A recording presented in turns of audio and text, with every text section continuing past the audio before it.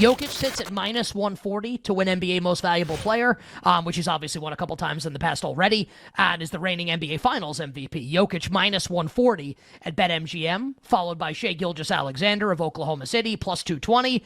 Giannis is at 8-1, Luka Doncic at 11, Jason Tatum at 40, Kawhi Leonard and Jalen Brunson at 80, and I'll just throw Donovan Mitchell in there also because the Cavs have been really good. Mitchell is 125-1.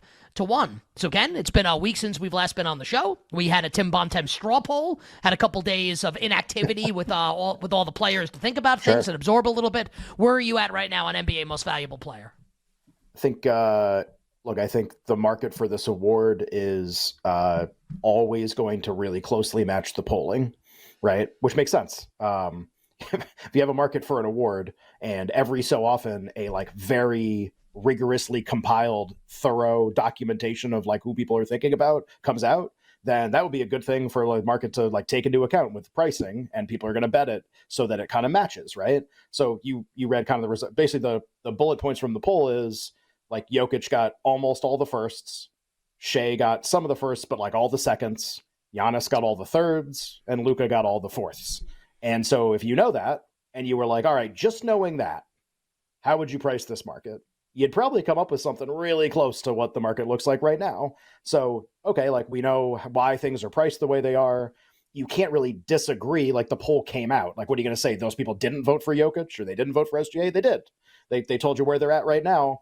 And so the only reason to bet into the market would be if you think that one of two things is true, that either there is something that's going to happen in the second half of the season, maybe the team schedules, maybe something like what Matt just gave us last segment about Denver is going to play a little worse and Oklahoma City is going to play a little better. And so he likes SGA. So it's all right, there's going to be something team performance, or I would actually even add to that something that I can't kind of get out of my brain a little bit. And, I don't even know if it's a bettable opinion necessarily, just that it's different to vote in a straw poll that doesn't matter versus voting when your vote counts and what it means when you say someone is the MVP, which is something that I think that the voters take extremely seriously at the end. So the angel on the shoulder is hey man, the voters told you it's Jokic. Just buy that it's Jokic. It's cool.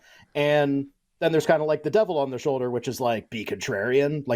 That something's up here. It's seriously it's tough to explain. Is he wearing a Browns jersey? And is his name Joe Flacco? Man. Well, he might be wearing, yeah, right. Yeah, exactly. You're right. He's a two-time Coach of the Year winner, Kevin Stefanski. It's still ridiculous that any of that happened. And I think, but even if whatever, maybe that was lucky. You just I think about this stuff a lot. There is some part of me, gut feel, subjective, whatever, that kind of thinks just that Jokic isn't going to win. And I don't know who's going to win. And I'm not saying it's this guy, it's this guy. Not even that it can't be Jokic. Just you combine all of this puzzle together, all of the pieces, and you go, all right, multiple time winner who definitely voters will not feel under any obligation to give further trophies to if presented with a good candidate. The team success angle, they're all going to be jumbled. And I think Denver's the least likely of the big four in the West to be the one seed. Minnesota, Oklahoma City, and the Clippers all seem, but just because of how they would view the regular season, they would all seem more likely ones, especially Minnesota and Oklahoma City, and especially Minnesota, to be honest. They seem much more likely ones. So he's not going to be the one, and he's probably not going to be the two. So maybe he's the three, but 3, 4, 5, maybe something in that range. Okay. He's not having the best season he's ever had, not even close.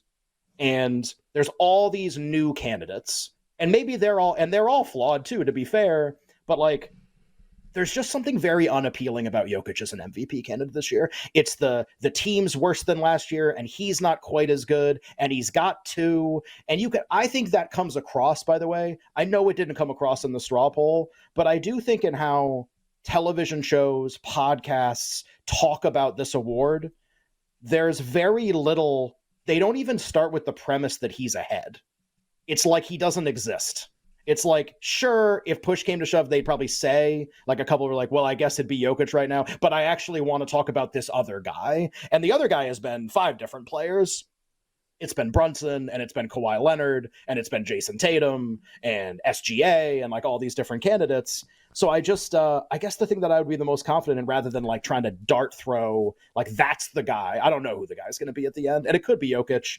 Just that, like, it seems like Jokic has a lot pulling against his candidacy, and some of it's unfair, but it's there.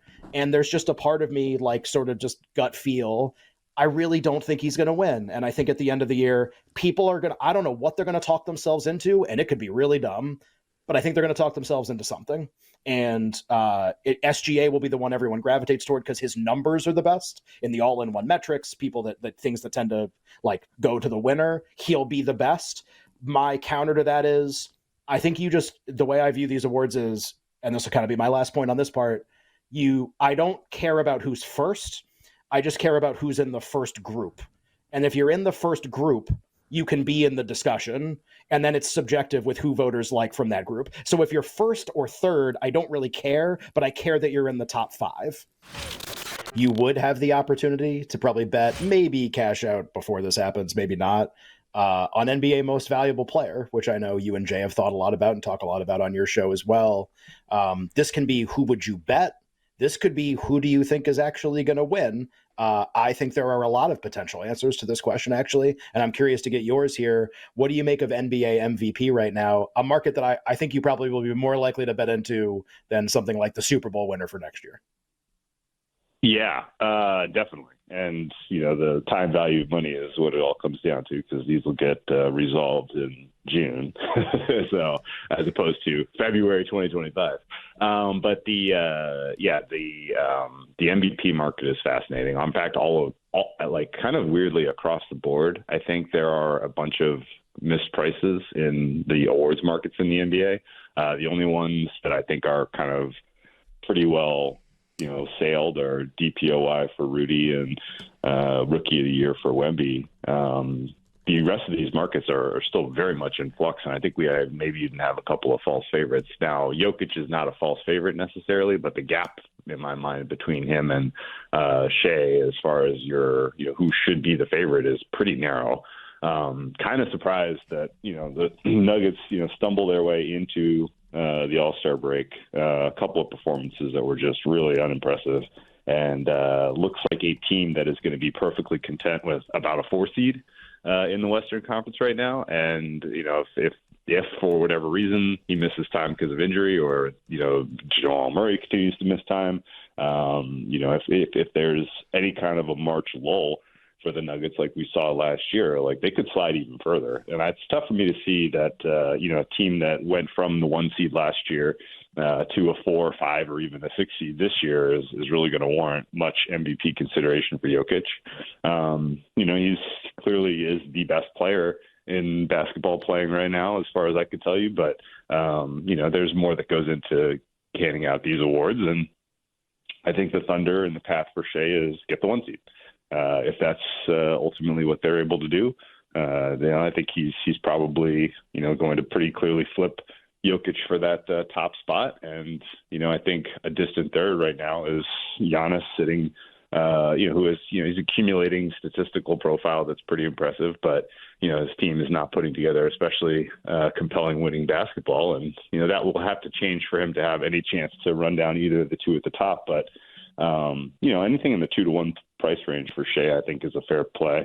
And, I would make the market closer to like 40-40 and 20 for, actually more like 40-40-10, and then leave 10 for, just something else crazy like Luka, or, tiny fraction for Tatum, maybe tiny fraction for Kawhi, maybe. But the bet right now, I think, would be Shea at anything better than 2-to-1. It's funny when you look at like the 4 teams that played in the Champions Classic, right? You'd figure like those teams are obviously like your blue blood programs. They're really good. Michigan State, Duke, Kentucky, Kansas, and I would even throw North Carolina in there. Obviously, they weren't in the Champions Classic, but all 5 of those teams, they've had not the same kind of season, but similar in that they're actually all bunched within like a 10 spot range in KenPom's rankings, and they're all after the top 10. I think like 10th is where the first one checks in. So they're all in this second tier. And I think a lot of us are trying to pick out one or two and talk themselves into, well, I don't really want to bet Matt Painter, and I don't really want to bet Houston, and I don't really want to bet Rick Barnes in the NCAA tournament. And who would blame people for thinking that? I think that. Yeah. So like I try to look at these like blue blood programs that like won titles before and be like, could I talk myself into like a team like one of these five getting into that 2 seed, 3 seed, and maybe winning the national championship? Is there one of those five that you feel like come March you'll want to bet on to win the title? Well, if I saw the team that went into Neville Arena and really owned Auburn from start to finish, it's Kentucky. That team has all the goods, all the skills to pay the bills offensively, and that's the biggest key for them is will the defense actually arrive? Now, it did against the Auburn Tigers in a sensational effort by them, but that was a rarity. I mean, entering that contest, they were outside the top 100 EFG defense over the last month, but they held Auburn to 0.85 points per possession. Highly impressive effort on defense and guarding and botting up by that blue blood and Big Blue Nation. And if they can, build on that and really carry some consistency defensively, Kentucky, who I projected right now as the number 6 seed, is going to steadily climb. The rest of the season schedule, they're at LSU, should be able to win that one. At home against Alabama, colossal matchup there. At Mississippi State, very bubblicious game for the Bulldogs there. Arkansas, Vandy at home, and then at Tennessee, which is the exclamation point on the regular season. So they lose a game, maybe two, but have a strong effort in the SEC tournament, carry that Big Mo in to the big dance. And Kentucky, again, it's all about that D. If they're getting their hands up and they're bonding up, that is a team that could definitely blaze a trail to the Final Four.